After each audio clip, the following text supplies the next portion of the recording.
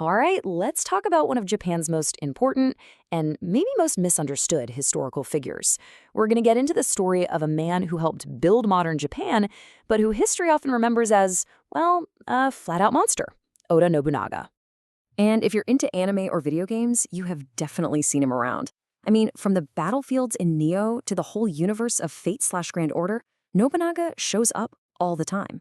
And he's not just some bad guy. He's often portrayed as a literal demon, this incredible, malevolent force. So that's the big question, isn't it? How does one of the great unifiers of Japan get stuck with this demonic reputation? Why is the guy who helped stop a century of nonstop war so often painted as the ultimate evil? Okay, so to really get it, we need to rewind the clock. We're going back to the 16th century, to a time in Japan called the Sengoku period, which basically means the Warring States period. And trust me, it was pure chaos.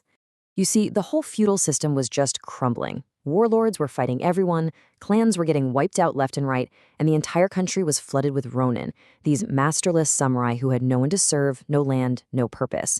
It was total instability. And that is the world Oda Nobunaga was born into, a world he decided he was going to conquer. Now, Nobunaga was a visionary, but he was also incredibly ruthless. He had one single goal: unification. And as you can see here, he was a total pragmatist about it. When Portuguese traders showed up with guns in 1543, he didn't fear them. He immediately saw their potential. He even embraced Christianity, not because he was a believer, but because it helped him build trade relationships, even helping set up the port of Nagasaki. And it worked. By 1575, at the Battle of Nagashino, his armies used those firearms on a massive scale to just obliterate his rivals. And here's where it gets really fascinating. A huge part of Nobunaga's strategy was fueled by outsiders. While a lot of people in Japan were, pretty suspicious of these European newcomers, Nobunaga, he saw a golden opportunity. The Japanese had a name for the massive Portuguese trading ships. They called them kurofune, the black ships, because their hulls were covered in black pitch. These ships weren't just bringing stuff to trade. They were bringing technology and ideas that were about to change Japan forever. This southern barbarian trade, as it was known, was this huge exchange. Nobunaga was trading away Japanese silver and beautiful lacquerware for things he could use to win wars, firearms, cannons, and even European shipbuilding techniques. He let Christian missionaries in just to keep those trade routes open and the weapons flowing. He was a master at using every single advantage he could find to get closer to his goal of unifying Japan. Okay, so we've got this picture of an ambitious, practical, and seriously ruthless leader. So how do you get from that to Demon King? Where in the world did that title even come from? Well, get this. The crazy part is, he gave the title to himself. It actually started as a boast, a way to taunt his enemies, especially the super powerful and wealthy Buddhist monasteries that stood in his way. And this is just so perfectly Nobunaga. He didn't just pick some random scary name. No way. He called himself the Demon King of the Sixth Heaven. This is a direct reference to a major figure in Buddhist mythology, a demon lord named Hajun, who is literally the ultimate enemy of the Buddha.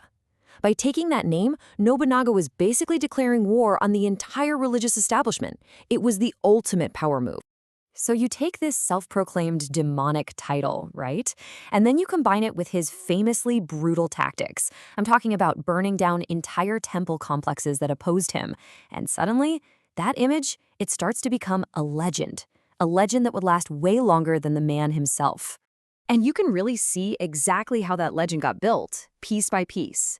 It starts with the ambitious warlord, who'll do anything to unify Japan. Then he slaps that demonic title on himself as a huge political statement. His ruthless actions seem to back it up, and over the centuries, his reputation grows into folklore and exaggerated stories. And finally, that legend becomes the perfect blueprint for the ultimate villain in modern pop culture. Look, the real Oda Nobunaga was incredibly complex. He was a brilliant strategist, a modernizer who was also responsible for an insane amount of bloodshed. But it's that very complexity that makes him such a powerful symbol, one that's so easily transformed into the charismatic, terrifying Demon King we see in stories today. So in the end, the Demon King wasn't a supernatural curse. It was a brand, a self-made brand born from political genius and sheer brutality. And it was so powerful it's defined him for hundreds of years. So that really leaves us with the big question. Was Oda Nobunaga a hero who did what was necessary to end a century of war? Or was he a villain whose ambition knew no limits? His legacy is this total paradox of destruction and creation. And I guess the answer really depends on whether you're standing in the ashes of what he burned or in the nation he helped build.